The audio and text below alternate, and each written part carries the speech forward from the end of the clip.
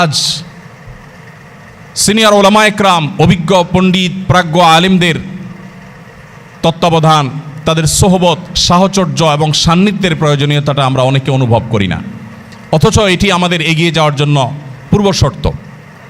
তরুণ আলেমদের মধ্যে, মাদ্রাসার ছাত্রদের মধ্যে অনেকের মধ্যেই অনেক বেশি স্বাধীন চেতা মনোভাব আমরা আজকাল দেখছি।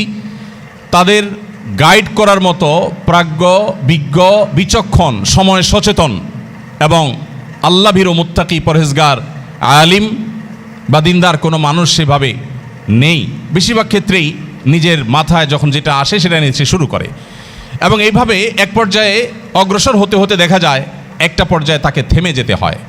যে পরিমাণ মেধা এদেশে আছে, এদেশের মাদ্রাসার চৌহদ্দিতে আছে, এই মেধাগুলোর যদি যথাযথ ব্যবহার হতো, এগুলোর যদি যথাযোগ্য প্রয়োগ হতো, এগুলোর যদি যথাযোগ্য তারবিয়া হতো, প্রতিপালন হতো, তাহলে শুধু এই দেশ নয়, আমি তো মনে করি এশিয়া নয়, শুধু গোটা বিশ্বের জন্য অনেকখানি যথেষ্ট হয়ে যেত। কিন্তু দুর্ভাগ্য আমাদের, আমরা নিজেদের মধ্যে সেই কোয়ালিটিগুলো অর্জন করার চেষ্টা করি না। অতএব 5 নম্বর বিষয় যেটি আমি বললাম সেটি হলো আমাদেরকে সিনিয়র এবং অভিজ্ঞ পণ্ডিত, বিচক্ষণ আলেম এবং বিচক্ষণ দায়ী যারা আছেন তাদের তত্ত্বাবধান, তাদের সোহবত এবং সাহচর্য, এটা নিয়ে আমাদেরকে, পরামর্শ নিয়ে আমাদেরকে এগিয়ে যেতে হবে।